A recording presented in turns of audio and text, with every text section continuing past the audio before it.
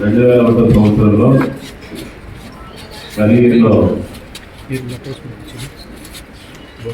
Doctor బాబు జగ్గుల గారి విగ్రహం పెట్టాలని నాకు తలపొచ్చింది.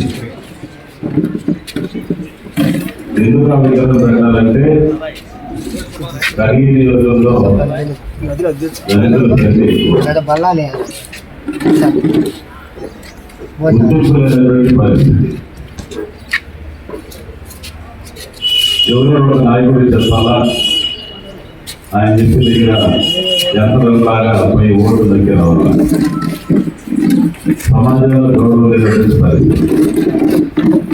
నేను ఆ రోజుల్లో జెడ్పీటీసీగా ఉన్నాను. నాకే నేను విగ్రహం పెట్టాలని తలపించినప్పుడు మనదంతా కలిగిరిలో ఉన్నటువంటి దళిత ముఖ్య నాయకులందరినీ ఏరియల్ కాంపౌండ్లో పిలిపించి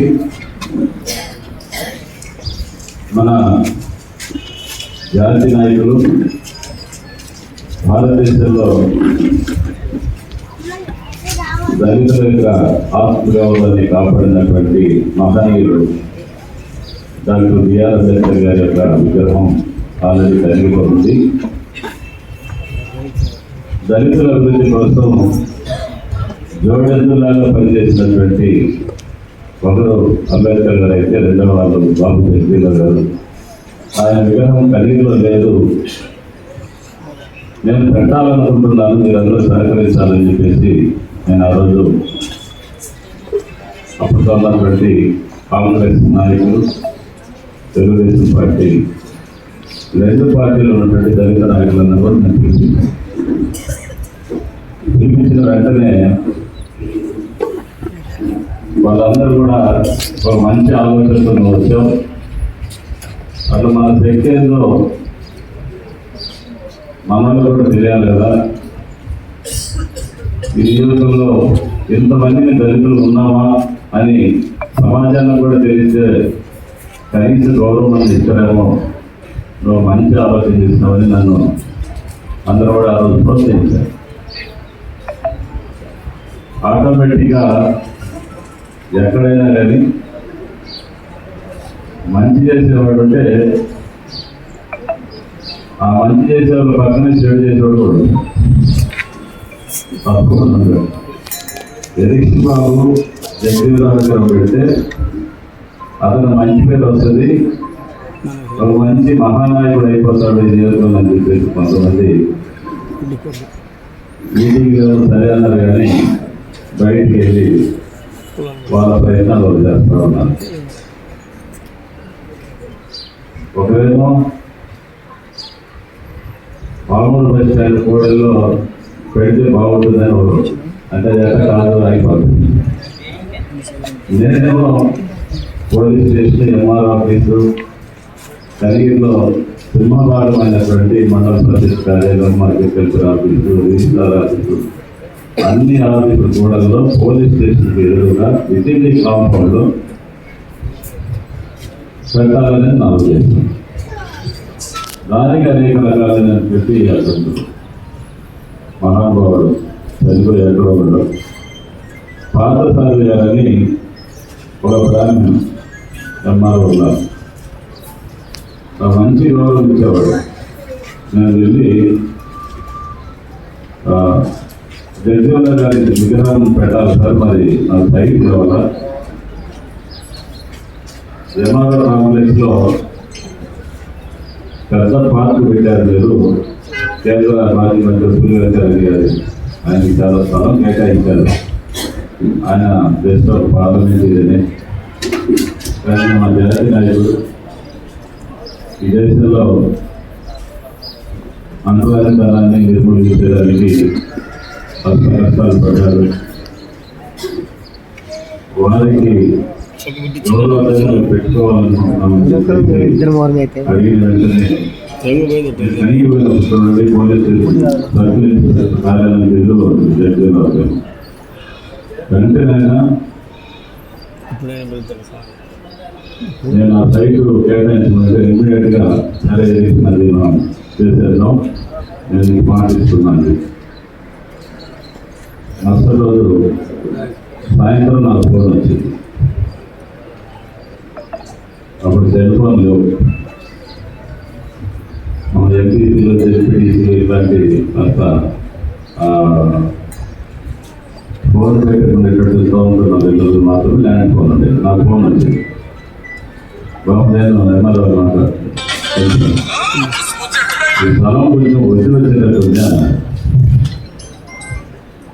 ఏం అంటే సమాజంలో దళితులు విగ్రహాలు పెట్టేదానికి సమాజం ఒప్పుకుంటున్నాయి. బాబు నువ్వు ఎందుకు ఇట్లా తయారు చేస్తున్నావు అన్నాడు.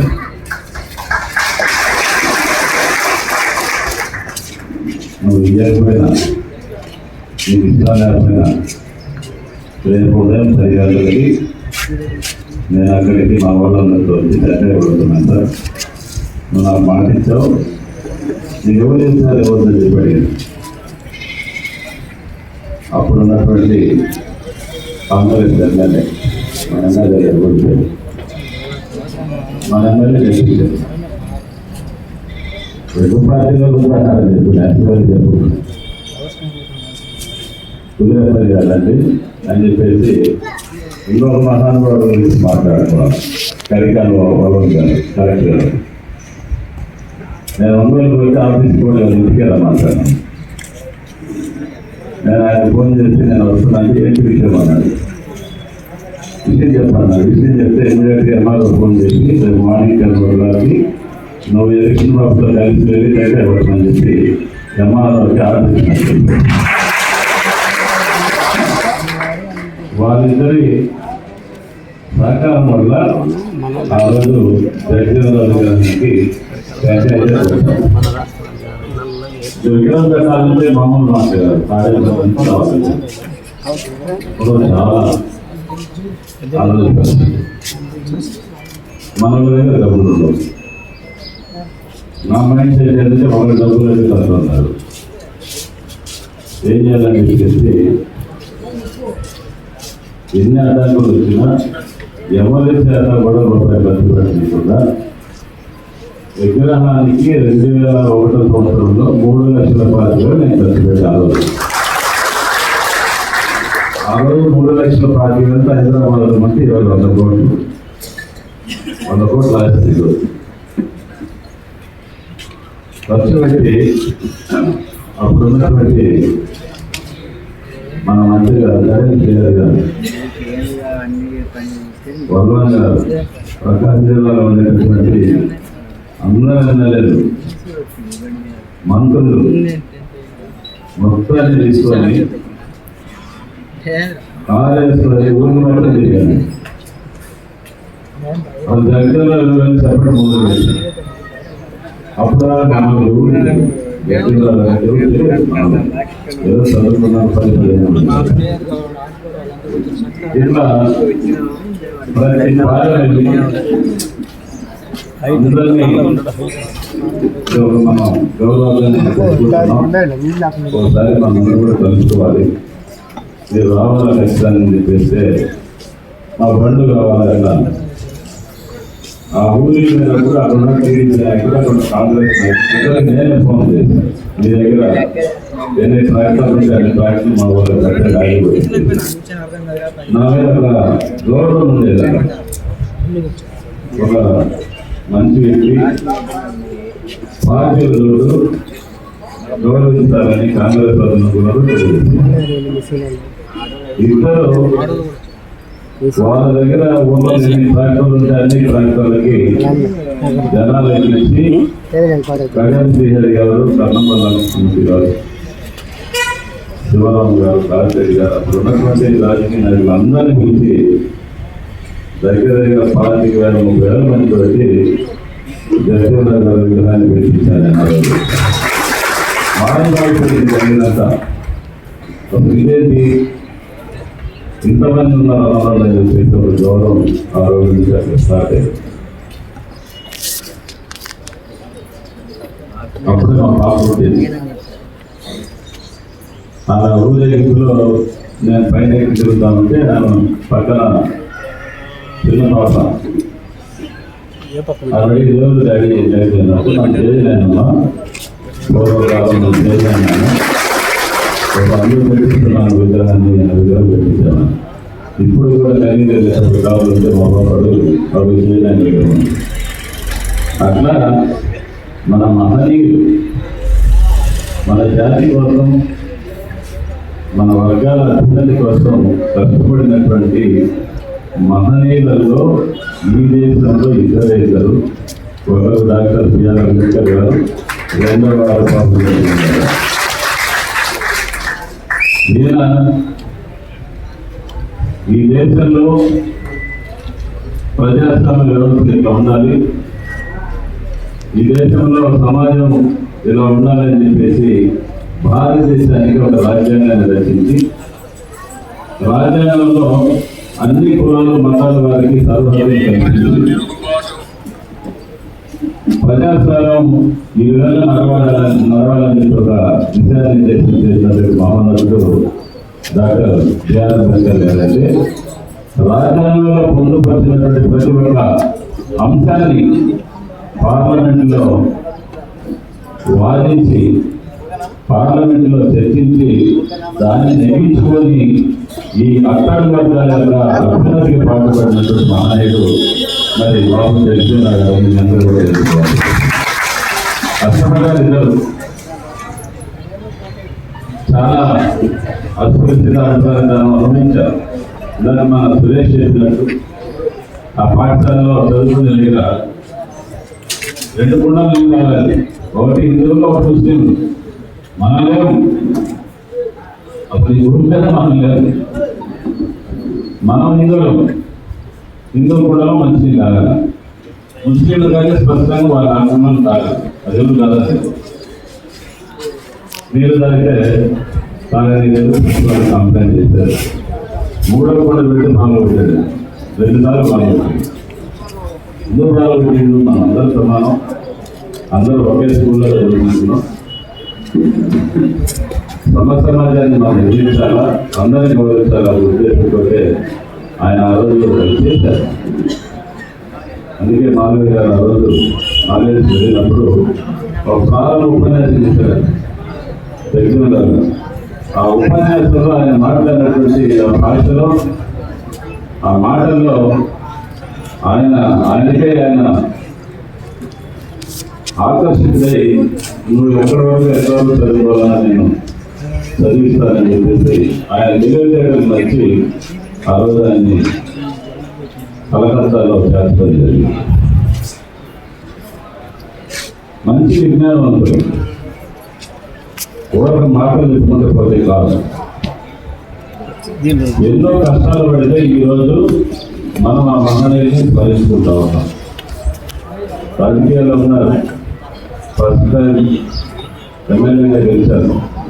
తర్వాత 4 దశాబ్దాలు అంటే 40 సంవత్సరాలు పార్లమెంటేరియన్గా ఉన్నారు, ఎంపీగా ఉన్నారు. ఆయన 4 దశాబ్దాలు రక్షణ శాఖ మంత్రిగా పనిచేశారు. కార్మిక శాఖ మంత్రిగా పనిచేసినప్పుడు కార్మికుల యొక్క కుటుంబాలకి ఎటువంటి రక్షణ లేదు, వారు ఆర్థికంగా ఎదగాలి, వారికి కొన్ని హక్కులు కల్పిస్తూ అప్పుడు కార్మిక సంఘాలు ప్రత్యేక గుర్తించినటువంటి మహానుభావుడు మరి జగజీవన్ గారు. రైల్వే శాఖ మంత్రి పనిచేశారు. మీరు చూడండి, వినాయక మద్రాసు 15 మనలు పాస్పోర్ట్ పాస్. ఆయన రైల్వే శాఖ మంత్రిగా ఉన్నప్పుడు ఆయన కొన్ని చట్టాలు తీసుకొని వచ్చాడు. ఆ చట్టాల ద్వారా ఈ రోజుకి కూడా మనవాళ్ళంతా కూడా మద్రాసు, ఢిల్లీ, బాంబే, బెంగళూరు ఇలాంటి గుంటకల్ ఇలాంటి ఏరియాలో 4th క్లాస్ ఎంప్లాయీస్ అందరూ మనలో ఉంటారు. తర్వాత వ్యవసాయ శాఖ మంత్రి కూడా చేశారు.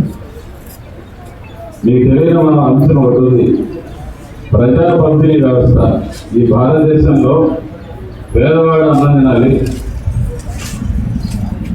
పేదవాడికి ఆహారాన్ని అందించాలి, ఆహార భద్రత కావాలని ఈ దేశంలో ఇప్పుడున్నటువంటి డీలర్షిప్లు, ఎంపీ షాపులు, ప్రజా పంపిణీ వ్యవస్థని చట్ట రూపంలో ప్రవేశపెట్టిందే బాబు జగజీవన్ గారు. ఎందుకంటే ఆ రోజు మనకు అందం లేదు, అక్కడి వల్ల ఉన్నాం, ఊరికి బయట ఉన్నాం. ఈ జాతీయంగా కూడా ఉద్ధరించాలని ఒక ప్రత్యేకమైనటువంటి చట్టాలు తెచ్చి శాస్త్రీయంగా పేదవారి గుండెల్లో నిలిచిపోయినటువంటి మహానుభావులు మరి బాబు జగజీవన్ గారు అని చెప్పేసి మనమందరం కూడా గుర్తు చేసుకోవాల్సిన అవసరం ఉంది. మన ప్రవర్తన మారాలి, కష్టపడాలి, చదువుకోవాలి. ఈరోజు ప్రపంచ మేధావిగా పిలువబడుతున్నటువంటి డాక్టర్ బిఆర్ అంబేద్కర్ గారు కూడా అనుసరించాలని ఆయన దగ్గర స్కూల్లో కూడా రాలేదు. నేను చదువుకోవడం పైకి రావాలని నాకు జిజ్ఞాస, ఒక ఆసక్తి, ఒక పట్టుదల ఉంది కాబట్టి టీచర్ చేసే పాఠాలని కిటికీలో నుంచి కిటికీ పక్కనే కూర్చొని విని చదువుకొని పైకి వచ్చినటువంటి మహానుభావుడు డాక్టర్ బిఆర్ అంబేద్కర్ గారు. మనకు కూడా ఒక పట్టుదల రావాలి, మన జీవితాల్లో కష్టపడాలి, పైకి రావాలంటే ఖచ్చితంగా మన ప్రవర్తనలో మార్పు రావాలా, మన బిడ్డలు చదువుకోవాలా, వారికి మనం భవిష్యత్తుని ఇవ్వాలని చెప్పేసి తల్లిదండ్రులు కూడా అందరూ కూడా ఆలోచించాల్సిన అవసరం ఎంతైనా. ఆ రోజు నుంచి ఈ రోజు వరకు కూడా గ్రామాల్లో దేశంలో అంతరాంగను అంతర్లీనంగా ఉంటూనే ఉంది.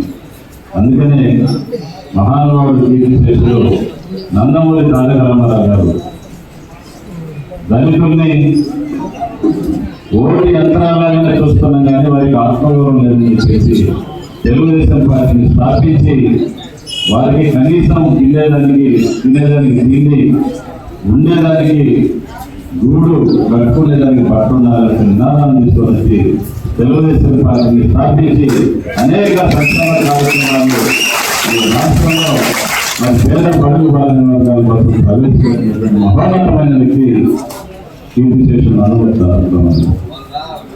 ఆయన తర్వాత ఇప్పుడున్నటువంటి మన నాయకులు నారాయణ చంద్రబాబు నాయుడు గారు ముఖ్యమంత్రి అయిన తొలినాడులోనే ఆ రోజు ఈ రాష్ట్రంలో అంటరానితనం ఉంది, 2 క్లాసుల పద్ధతి ఉంది, ఇది ఇంకా రూపుమాపలేదని చెప్పేసి అనేక వర్గాల వారి నుంచి దళిత సంఘాలు అయితేనేమి మరి పోరాటాలు చేసినటువంటి స్వచ్ఛంద సంస్థ ప్రతినిధులు అయితేంది వారందరూ మీరు కోరారు. బాబు గారు ఎప్పుడు కూడా అందరూ సమానంగా ఉండాలి, మనమందరం కూడా సమ సమాజాన్ని నిర్మించాలని మాట్లాడుతున్నారు. రాష్ట్రంలో 2 క్లాసుల పద్ధతిని చెప్పేసి ఆ రోజు అందరూ కూడా అడిగిన వెంటనే జస్టిస్ పున్నయ్య కమిషన్ వేశారు బాబు గారు. నిజంగా ఈ రాష్ట్రంలో అస్పృశ్యత ఉందా, అంటరానితనం ఉందా అని చెప్పేసి జస్టిస్ పున్నయ్య గారికి కమిషన్ వేసి రాష్ట్రంలో అన్ని గ్రామాల్లో, పల్లెల్లో, టీకోట్లలో హోటల్స్కి వెళ్ళి ఒక ర్యాండమ్ చెకప్ చేసినందువల్ల నిజంగానే ఆ రోజు జరిగి వచ్చారు పున్నయ్య గారు. నన్ను కారులో ఎక్కమన్నారు. పున్నయ్య గారు నేను ఇద్దరు కలిసి మా మండలానికి వెళ్ళాం. మనం కూడా చెప్పాను యువకులు గ్రామంలో అక్కడ కాలానికి నేను అనుకోవాలని కాలం వస్తాను రాపడి నేను చెప్పాను. దిగి ఆయన పోయి పొద్దున అడిగితే అని చెప్పి ఏందమ్మా 2 క్లాసులు ఒకటేమో పాలెంలో వచ్చారు, ఒకటే 3 వాళ్ళకి. అట్లా అనేక చోట్ల ర్యాండమ్ చెకప్ చేసి నిజంగానే రాష్ట్రంలో అంటరానితనం ఉంది, అస్పృశ్యత ఉంది, దళితులకి ఆలయాల ప్రవేశం లేదు, ఖచ్చితంగా ఆలయాల ప్రవేశం జరగాలి, మహాపంక్తి భోజనాలు చేయాలి, 2 క్లాసుల విధానం రద్దు చేయాలని చెప్పేసి జస్టిస్ పున్నయ్య కమిషన్ పున్నయ్య గారు నివేదించిన తర్వాత ఈ రాష్ట్రంలో 2 క్లాసుల పద్ధతి నిషేధించినటువంటి మహానుభావుడు మన ముఖ్యమంత్రి నారా చంద్రబాబు నాయుడు గారిని మీరందరూ తెలుసుకోవాలి. అప్పటి నుంచి వచ్చాయి ప్లాస్టిక్ క్లాసులు, పేపర్ క్లాసులు వచ్చినప్పటి నుంచి. దాంట్లో విమర్శ లేదు, ఎవరికైనా ప్లాస్టిక్ క్లాసులు ఇస్తారు, పేపర్ క్లాసులు ఇస్తారు. ఇలాంటి మార్పులు కొన్ని దేవాలయాలు అయితే మన దగ్గర కూడా రాలేదు. ఆ రోజు ప్రసిద్ధ శివాలయంలో కూడా దళితులు ప్రవేశం చేసి ప్రభుత్వ కార్యక్రమం కింద దాన్ని తీసుకొని మహాపంక్తి భోజనాలు గ్రామస్తులతోటి గ్రామ పెద్దలతోటి దళితులందరినీ కూర్చోబెట్టి దేవాలయంలో సహపంక్తి భోజనాలు జరిపించినటువంటి మహానుభావుడు ఈ రాష్ట్ర ముఖ్యమంత్రి గారు శ్రీ నారా చంద్రబాబు నాయుడు గారు. వారి యొక్క ఆశయాలని డాక్టర్ బిఆర్ అంబేద్కర్ గారి యొక్క ఆశయాలు, బాబు జగన్ జీవన యొక్క సిద్ధాంతాలు, వీటన్నిటిని తీసుకొని తెలుగుదేశం పార్టీ ఎప్పుడు కూడా పార్టీ పరంగా నష్టపోయినప్పటికీ సమాజంలో అంతరాంతరం అస్పృశ్యులు, పేద పలుకు పడిన వర్గాలు, దళిత వర్గాలు ఆత్మగౌరవంగా ప్రతిరాగం చేసి ఆశపడుతున్నటువంటి మహానుభావులు ఇప్పుడు ఉన్నటువంటి ముఖ్యమంత్రి నారా చంద్రబాబు నాయుడు. అందుకని బాబు జగజ్జీవనరావు గారి యొక్క జయంతి సందర్భంగా మనమందరం కూడా ఒక నిర్ణయం తీసుకోవాలి. ముందు మనం మారాలి, సమాజంలో మనం ఎలా ఉండాలో తెలుసుకోవాలి. అసలు జగజ్జీవనరావు గారికి తెలుసుకోలేదని చెప్పేసి నేను సింపుల్గా ఒక కాలించాను. రేపు జయంతి మీరందరూ మిత్రులండి, అది మీలో మంచి చైతన్యం ఉంది, తర్వాత ఉంది. డెఫినెట్గా మిమ్మల్ని అందరినీ కూడా గౌరవించేటువంటి నేను తీసుకున్నా. ఆల్రెడీ ఇప్పుడే మన ప్రభుత్వం వచ్చి నేను ఓడిపోయినప్పటికీ మీకు ఇచ్చిన మాటల ప్రకారం ఈ నియోజకవర్గంలో అవమానాలు పడుతూ కష్టాలు పడుతూ అన్నింటినీ ఎదుర్కొని ఏదైతే గ్రామాల్లో మీ దగ్గరికి వచ్చి నేను మాటిస్తానో ఆ మాటలు నిలబెట్టుకునేదానికి నా శారీరక నేను ప్రయత్నం చేస్తున్నానని చెప్పేసి ఆ దిశగా ఖచ్చితంగా ఈ నియోజకవర్గాన్ని మనం అభివృద్ధి చేస్తానని చెప్పేసి అందరూ కూడా నేను తెలియజేసుకుంటున్నాం. ఆ క్రమంలోనే మన ప్రభుత్వం ఈ 8 నెలల కాలంలో దళితుడికి ఈ నియోజకవర్గం ఇచ్చినటువంటి పోస్ట్ ఇందులో చాలా మంది తెలియకపోవచ్చు. దగ్గరగా విలువైన పోస్టులు, వెలుగు పోస్టులు 74 మందికి ఈ నియోజకవర్గంలో దళితులకు మనం ఇచ్చాం. 74 మందికి ఇచ్చాం. తర్వాత ఫీల్డ్ అసిస్టెంట్ పోస్టులు 17 మందికి ఈ నియోజకవర్గంలో మనం అందరూ కూడా ఇచ్చాం. ఎస్సీలకి అదేవిధంగా డీలర్షిప్లు 27 గ్రామాలుగా డీలర్షిప్లు మనం ఎస్సీలే చేస్తా ఉన్నది ఈ నియోజకవర్గం తెలుసుకోవాలి. అదే కాకుండా దళిత కాలనీకి రోడ్డు లేకపోతే దగ్గర 6 కోట్ల రూపాయలు పెట్టి మనం ఉన్నటువంటి ఈ కాలంలోనే దళిత వర్గాలకు వేసాము. మలపాలెం దగ్గర పెద్ద రోడ్డు వేసాం ఎస్సీ. తర్వాత తోటపాల్యాల దగ్గర మనం వేసుకున్నాం. ఒకలా మన దగ్గరపల్లి ఎస్సీ కాలేజీ దగ్గర 2 లక్షలు 54 లక్షలు పెట్టి మనం అక్కడ రోడ్డు వేస్తాం. తర్వాత పర్వాల దగ్గర అక్కడ కూడా మనం దగ్గర 60 లక్షల పైన మనం చేసుకున్నాం రోడ్లన్నీ కూడా. అదేవిధంగా ఇంకా మనం వెలుగు వీటి ద్వారా కూడా 11 లక్షలు మహిళలకి, ఎస్సీ మహిళలకి ఎస్సీలో జిఆర్ఏ వెలుగు ద్వారా 19 లక్షలు ఇచ్చాం. తర్వాత 34 లక్షలు 4 వెహికల్స్ ఇచ్చాం. మొత్తం కలిసి 53 లక్షల రూపాయలు మనం జిఆర్ఏ ద్వారా కనిపిస్తాం. ఇదే కాదు ఎస్సీ హాస్టల్స్కి మన పిల్లలందరూ కూడా ఎస్సీ హాస్టల్లో చదువుకుంటున్నారు. వారికి కనీస సౌకర్యాలు లేవని చెప్పేసి మన మంత్రివర్యులు శ్రీ స్వామి గారి దృష్టికి తీసుకెళ్ళిన వెంటనే 82 లక్షల రూపాయలు ఇక్కడ ఈ నియోజకవర్గంలో ఉన్నటువంటి ఎస్సీ హాస్టల్ రిఫార్మ్కి మనం డబ్బులు చేసి ఈరోజు మన బిడ్డలు సౌకర్యాలు చేస్తున్నారు. అదే కాదు మన ఎస్సీ పిల్లలందరూ కూడా, కాలేజ్ చదివే పిల్లలందరూ కూడా వారికి సరైనటువంటి పట్టా భవనం లేదు, లేబుల్ షెడ్లో ఉంటున్నారు, అధికారులు ఉంటున్నారని మరి మంత్రి గారి దృష్టికి తీసుకెళ్ళారు, కలెక్టర్ గారి దృష్టికి తీసుకెళ్తే 6 కోట్ల రూపాయలు పెట్టి మన పిల్లల ఆడపిల్లలకి హాస్టల్ నిర్మాణానికి మంజూరు చేసినటువంటి మహానాయుడు మన ముఖ్యమంత్రి నారా చంద్రబాబు నాయుడు గారు అని చెప్పేసి మీ అందరి దృష్టికి నేను తీసుకొస్తా ఉన్నా. అదే కాదు ఈ నియోజకవర్గంలో డిగ్రీ కాలేజ్ 2,63 లక్షలు ఎప్పుడో తెలుగుదేశం పార్టీలో మరి కట్టి వదిలేసినటువంటి పరిస్థితుల్లో గత 5 సంవత్సరాలు జగన్మోహన్ రెడ్డి ముఖ్యమంత్రి ఉన్నప్పుడు ఈ నియోజకవర్గంలో నట్టమట్టి కూడా పోసినటువంటి పరిస్థితి. ఎక్కడ కూడా హాస్టల్ పిల్లలు ఆడ చదివే పిల్లలందరూ కూడా మన దళిత వర్గాలు పేద పడుగు పల్లెని వర్గాల నుంచి ఉన్నారు. వాళ్ళని పట్టించుకున్నట్టు పరిస్థితి లేదు. అందుకని 2 కోట్ల డిగ్రీ కాలేజ్ అసంపూర్తి ఉన్న డిగ్రీ కాలేజీ నిర్మాణాన్ని కూడా నిధులు మంజూరు చేస్తున్నటువంటి పరిస్థితి అందరూ తీసుకెళ్తా ఉన్నాం. తెలంగాణలో డిగ్రీ కాలేజ్ ఉంది, కానీ ప్రభుత్వ స్థలం లేదు, ప్రభుత్వ బిల్డింగ్లు లేవు. అక్కడ కూడా డిగ్రీ కాలేజీకి స్థలాన్ని మంజూరు చేస్తూ ప్రభుత్వానికి కలెక్టర్ గారు మరి ప్రపోజల్ పంపించినటువంటి పరిస్థితి అందరూ తీసుకుంటున్నాం. దగ్గర 74 కోట్ల రూపాయలతో ఈ రోజుల్లో మనం 8 నెలల కాలంలోనే మరి మనం రోడ్ల నిర్మాణం చేసుకుంటాం. ఇంకా బీసీలకు సంబంధించినటువంటి ఈ మధ్య కాలంలోనే మరి లోన్లు కూడా మంజూరయ్యి అది కూడా 11వ తారీఖు లోపల లోన్లను కూడా మరి ఎవరైతే లబ్ధిదారులు ఉన్నారో వాళ్ళందరూ కూడా ఇస్తున్నటువంటి పరిస్థితి. ఇంకొక విషయం, ఈ నెల 11వ తారీఖు నుంచి రాష్ట్రంలో 800 కోట్ల రూపాయలతోటి దళితులకి, ఎస్సీలకి లోన్లు ఇవ్వాలని నిర్ణయించడం జరిగింది. 11వ తారీఖు నుంచి రాష్ట్రంలో 20,000 మంది దళితులకి లోన్లు మనం ఇవ్వబోతా ఉన్నాం. అందుకని కష్టపడినటువంటి పాలనలో ఉన్నటువంటి నాయకులందరూ కూడా మీరు అవగాహన చేసుకొని మండలం నుండి నాయకులతో స్పందన చేసుకొని మీరు అందరూ కూడా ఆత్మగౌరవంతో లోన్లని కూడా మీరు తీసుకోవాలని చెప్పి నేను కోరుకుంటూ ఒక మంచి కార్యక్రమాన్ని మీకు అలవాటు చేద్దాం.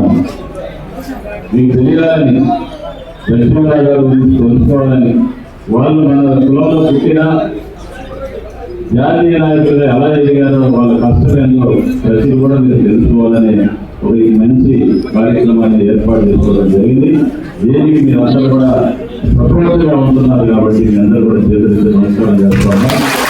మీరు ఎవరైనా మా దగ్గరికి రావడానికి ఇబ్బందులు పడాల్సిన అవసరమే లేదు. ఎందుకంటే ప్రతి ఒక్కరిని గౌరవించడానికి నేను రెడీగా ఉన్నాను. నేను అనధికారంలో ఉన్నప్పుడు ఎవరు కనపడలేదు. ఇప్పుడు ప్రేరణ కొత్త మనుషులు కనపడుతున్నారు. కొత్త మనుషులు కనపడుతుంది ప్రేరణ దగ్గర తింటాం. మనకు సహాయం చేసి తెలుగుదేశం పార్టీకి సైకిల్ గుర్తు మీద ఓటు వేసిన వాళ్ళందరూ కూడా సహాయం చేస్తారు. ఈ మధ్యకాలంలో మనకు సహాయం చేయడం కూడా చేస్తాం. ఉదాహరణకి కలెక్టర్ డిపార్ట్మెంట్లో మన సామాజిక వర్గాలు పనిచేసి అవతల పార్టీకి ఓటు వేసిన ఉద్యోగాలు పోతే మన సోదరుడు మా ఎంఆర్పీఎస్ వినయ్ చంద్ర వాళ్ళు సరైన పొరపాటు అయింది. వాళ్ళ ఉద్యోగాలు పోయి ఆ స్తంభాలు అమ్ముకున్నారు. వాళ్ళు వాళ్ళ కేసు వేరుకున్నారంటే నేను ఎస్సీ గారిని చేసి వాళ్ళు మళ్ళీ ఉద్యోగాలు ఎవరైనా పెట్టాల్సిన అవసరం లేదు. మీరు కష్టపడి మీరు రండి, మనం ఇంకొకరిని నిర్మించాల్సిన అవసరం లేదు. రాజకీయాల్లో సమాజంలో ఉన్నప్పుడు అన్ని కులాలని మనం గౌరవించాలి. ముందు మనం మారాలి. సమాజంలో మిగతా కులాల వారిని కూడా మనం గౌరవించేది నేర్చుకుంటే డెఫినెట్గా మన ప్రతిష్ట పెరిగింది, మన గౌరవం పెరిగింది. మీకు ఎటువంటి మరి అనుమానం ఉండాల్సిన అవసరం లేదు. ఈ నియోజకవర్గంలో మీ అభ్యున్నతికే పాటుపడుతూ ఉన్నాం. మీకు తెలియదు, నేను మంత్రివర్గ శ్రీ గొప్ప ఆయన దగ్గర మన సంస్థ జరిగింది. నాకు ఏదో ఒకటి పరిశ్రమ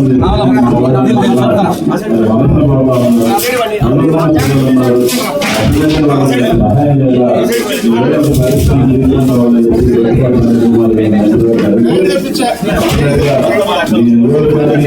మా సొంత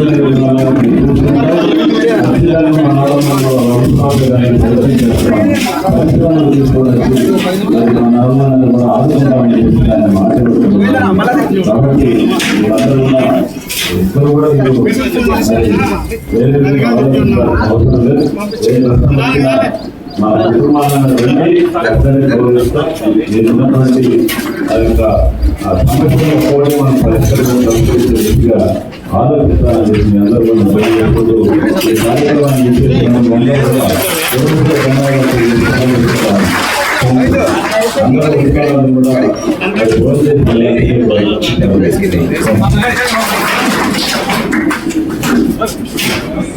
కూడా